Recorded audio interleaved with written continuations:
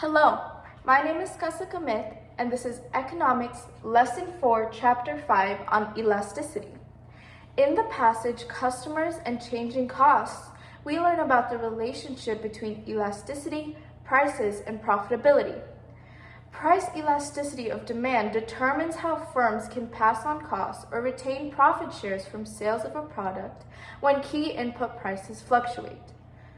The price elasticity of demand is the percentage change in the quantity demanded of a good or service divided by the percentage change in the price.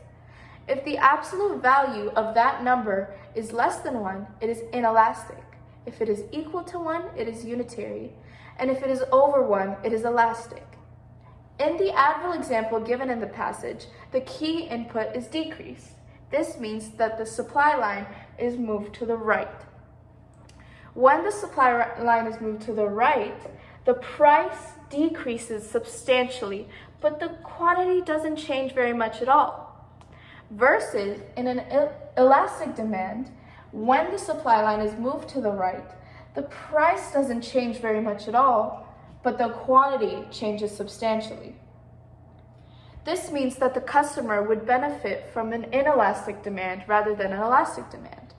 When an article mentions aspirin, the demand for aspirin would more likely be inelastic, because even though prices go up, consumers still need pain-killing medications for their injuries and ailments.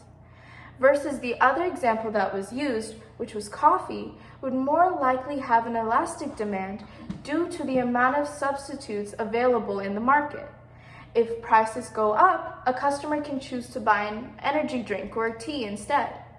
Again, an inelastic curve benefits the customers far better than an elastic curve, because when supply shifts to the right, the price is lowered considerably more than on the elastic demand.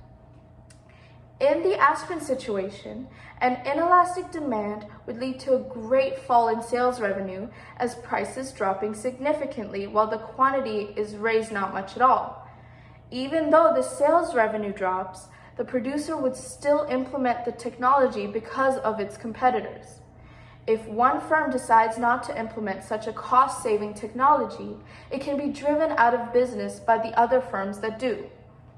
The demand of food and agriculture is inelastic. If there was a surge in production, the supply curve would move rightward while the demand curve would stay the same. This means that there would be a surplus. This also means that prices would start to lower as different vendors would start to compete and scramble and try to sell all of their items. On the other hand, if due to poor weather conditions, the supply decreases, the supply curve would move to the left as demand stays the same. This means that there would be a shortage and vendors would start to increase their prices. This was Lesson 4, Chapter 5 on Elasticity. Thank you so much for watching.